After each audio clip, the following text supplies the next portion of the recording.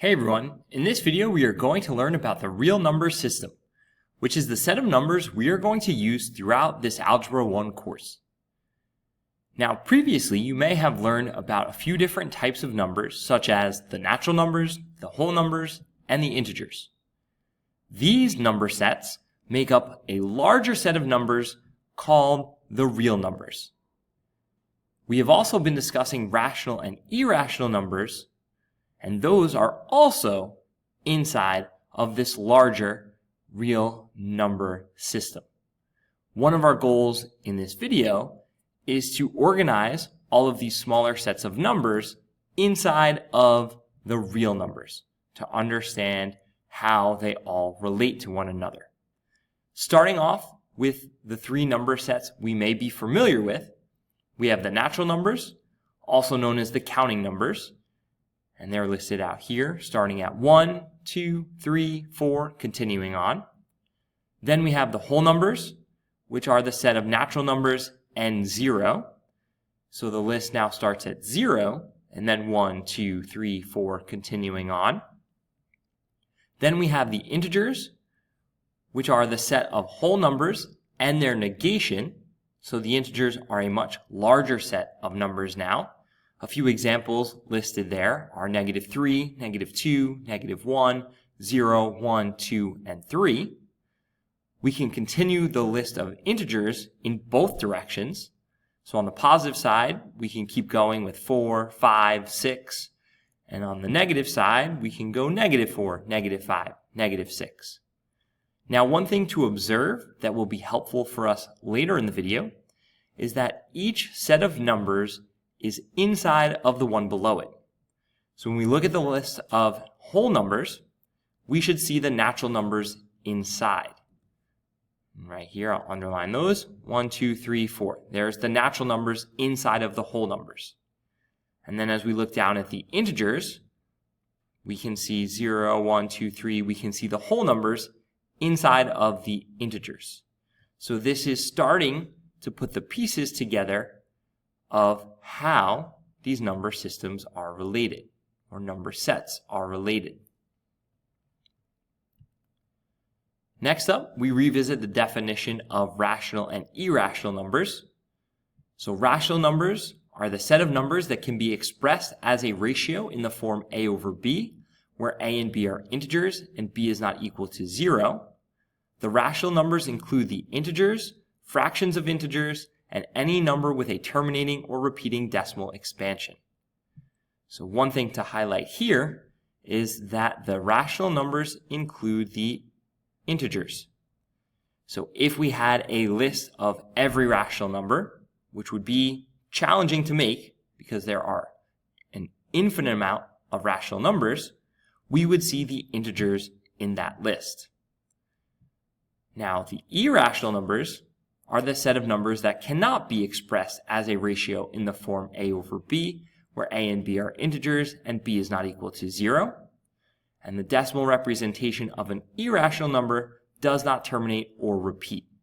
Right? Non-terminating, non-repeating decimal expansions. Pi is a great example of an irrational number. We've also been working with a lot of square root expressions. So square root of 2, square root of 3, those would be other examples of irrational numbers. So now that we have our smaller sets of numbers, how do these all fit in to the set of real numbers? So real numbers we can define as the set of all numbers that can be found on the number line. All right, so when we look at the number line, all of the numbers that we can mark off on that number line make up the real numbers. So now we want to organize the sets of numbers that we've discussed.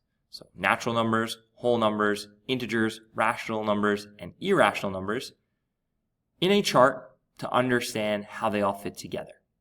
So real numbers is up at the top. That's the largest set of numbers that we have. Then inside of this set of real numbers, the first split we can make is between rational and irrational numbers. So we have rational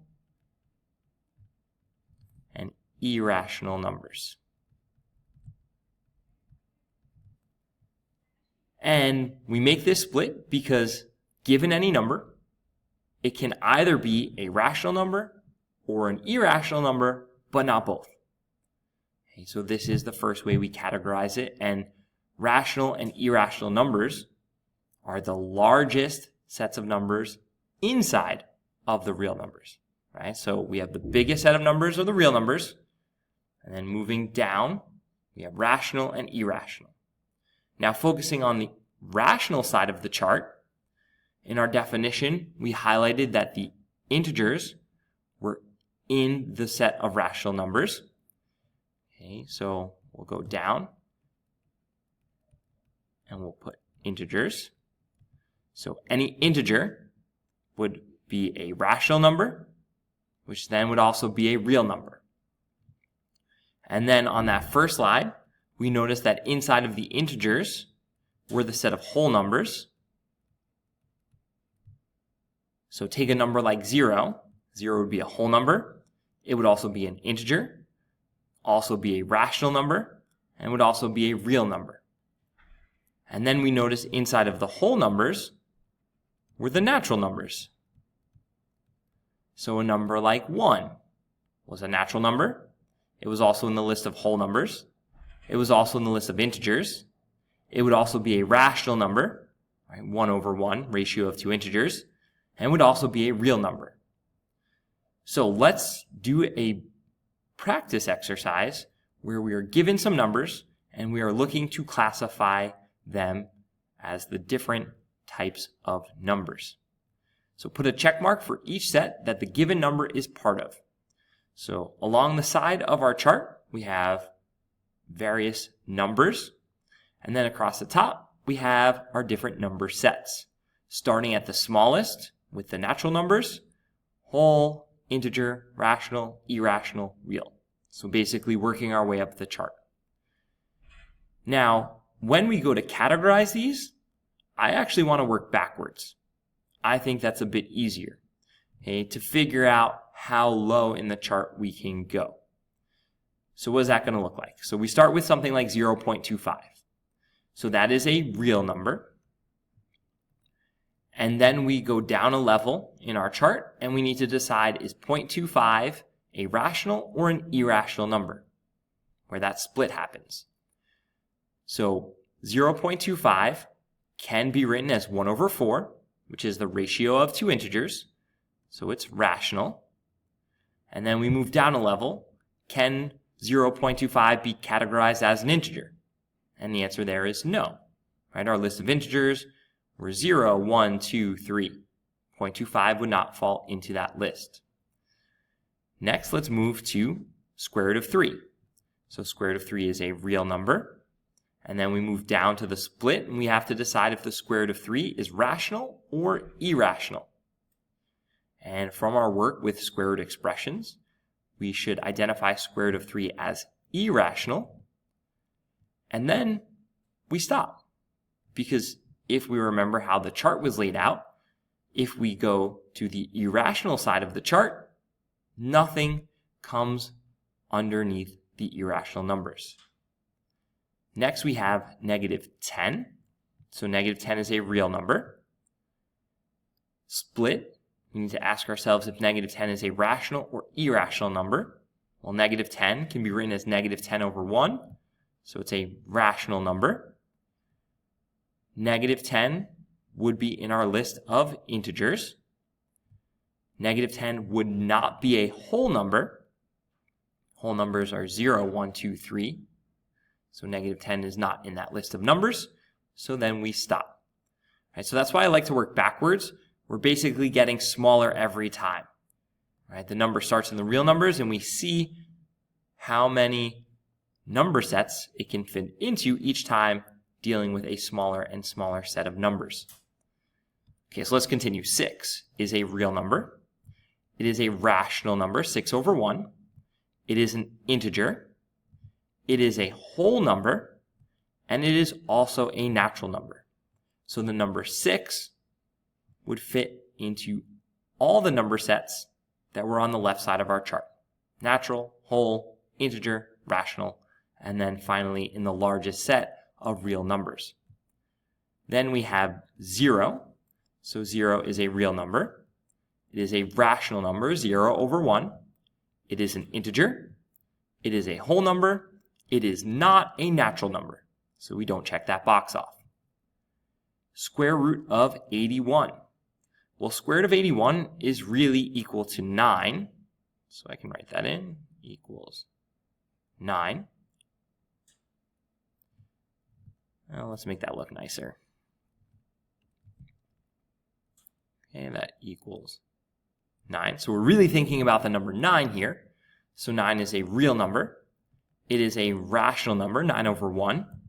It is an integer. It is a whole number. It is also a natural number. Next up, we have 2/3. So 2/3 is a real number. It is a rational number. It already is the ratio of two integers, 2 over 3. And then it is not an integer. It wouldn't be in that list, right? 0, 1, 2, 3. 2/3 would not be in that list of numbers. So 2/3 is just classified as a rational number and a real number. Then we have negative 1.1. It's a real number. It is a rational number. It could be written as negative 11 over 10. And then it would not fall into the integers, so then we don't continue on. Last up, we have square root of 18 over 6, which is a real number. It is an irrational number because the square root of 18 is irrational. Looking at square root of 18 over 6, it is a ratio, but it is not the ratio of two integers. And for that reason, it is irrational. The numerator is irrational, makes that whole number irrational, and we are done. Okay, so hopefully this exercise helps to put into perspective where they all fit together, right? All the different number sets using that chart, essentially. Now let's go to some true-false statements that again focus on these different sets of numbers. So the first statement we're given, every natural number is also a whole number. Okay, so if you're in the set of natural numbers, are you also in the set of whole numbers? And the answer to that is yes. Right? We identified on that first slide that the natural numbers were in that list of whole numbers. So this statement is true. All rational numbers are also integers. Well, if we think about how the chart's organized, the set of integers is smaller than the set of rational numbers, right? It fell underneath. So that means there are rational numbers that are not integers. So this would be false. An example from our last slide in that chart would be 2/3. 2/3 is a rational number, but it is not an integer. We could also go with the negative 1.1 example, right? We had a few of those. The number -5 is an integer and a natural number. Well, -5 is in the set of integers, but it is not in the list of natural numbers. Natural numbers start at 1, and then 2, 3, 4. So this statement would be false. Now let's scroll down. So every real number is either rational or irrational. Well, if we think about our chart, real numbers started up at the top, and then we split into either rational or irrational. So this statement is true. Okay, so that means given any real number, it either has to be a rational number and can be expressed as the ratio of two integers, or it is an irrational number. Then we have an irrational number can also be a whole number. Well, if we think about how our chart is organized, if we wind up on the side with irrational numbers, nothing came underneath it. Whole numbers were underneath the rational numbers in our organization, so this statement is false. An irrational number cannot be a whole number. Our last exercises have us creating numbers that fall into the requirements that were given. So first, state a rational number that is not an integer. Okay, so rational number means a ratio of two integers, but one that is not an integer. So an example could be 1/4. Ratio of two integers, but it is not an integer. And there are plenty that we can put for all of these. Or in this case, state a number that is both a rational and natural number. Okay, so natural numbers are the smallest set of numbers, so let's start there. So pick a natural number. So let's say the number 5. Is 5 a rational number? Well, 5/1, ratio of two integers, that works. So we could say 5 is an answer here. And there are more answers we could put for this one as well. State a whole number that is not a natural number. Okay, so we want a number that's in our list of whole numbers, but not in our list of natural numbers. Well, there's only one option here, and that's 0. And that's the only answer. This one only has one answer we can give. State the largest integer less than 8. Okay, so in our list of integers, the largest integer that would be less than 8 would be 7. That's the only answer we can give here because it is the largest integer less than 8. And then state the largest rational number less than 8. Well, this is a little bit more challenging because the rational numbers are any number that can be written as the ratio of two integers. So the largest rational number that's less than 8 is going to be 7.9 repeating. So think about that carefully. It's 7.9999999 continuing on forever. That's going to be the largest rational number that's less than 8. And that's a tough one, and we end it as more of a challenge question than anything.